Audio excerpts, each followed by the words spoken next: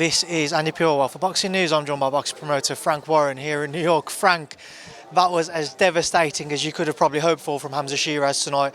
What exactly did we just witness out there? You witnessed a sensational, devastating knockout. That's what you witnessed. Look, it's a fabulous performance. I said he'd knock him out. I never get involved in all that stuff in, weigh-ins or press conferences. I let him, sort of basically try and calm it down. But it was all the stuff that he was saying, and I just said to him, I'm telling you, he's going to knock you out. Sorry to cut you there, Frank. I was just going to say, because of everything you're saying, man, Edgar's demeanour during the week and some of the stuff he said, how much more do you feel like that brought out of Hamzah? Because we haven't really had to see Hamzah have that back and forth with somebody in a fight week previously. He just maintained his composure and his discipline, which is what he did in the ring as well. He maintained it and done what he had to do and done it in style. When he dropped him those two times in the third round, what was going through your mind?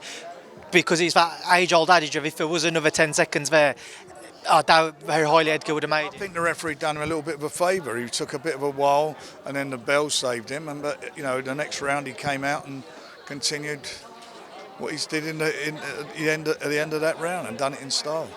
You called him the King of New York tonight. It's very difficult for Brits to really crack that superstar status in America, but do you feel like Hamzah Sheeraz, if he isn't there now, he's certainly on his way with that type of performance? If he were to fight somebody like Canelo, with a bit of luck, if he fights Canelo, you know that everybody's going to buy into it because he did what Canelo couldn't do to Berlanga. You gave a lot of praise to Andy Lee at the end of your closing statements in the press conference. I asked Andy this and I'll put it on you because he doesn't tend to self-praise. He started working with Ben Whittaker after the controversy of the Liam Cameron fight. Obviously we saw how the rematch went. He started working with Hamzah after some criticism and some controversy after the Adames fight. What do you think it is that Andy's been able to pull out of Hamzah? He's a former world-class fighter, former world champion, and he's been there and done it. And he's, I was watching him. I've not watched him in the gym training, but I was watching him in the warming him up, and listening to what he's saying. He knows what he's doing. And they've gelled, and it was a great performance.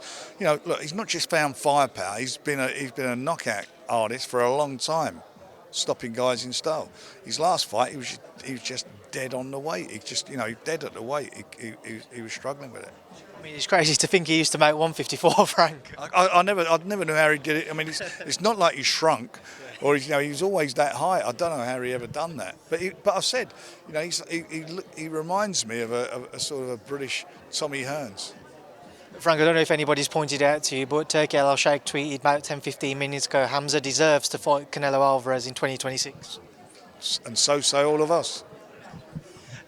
Frank, do you feel like he's ready now for a Canelo Alvarez? Yeah. Look, he's had good grounding. He's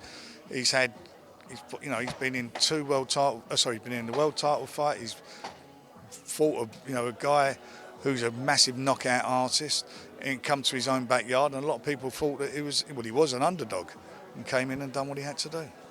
It was devastating, Frank. And just final one, obviously next week, Daniel Dubois gets his chance at revenge. He does, and let's hope. And I'm not just hoping, I believe he can do the same thing. Frank, I appreciate your time. Safe travels back home to London. I'll see you soon. Cheers, Annie.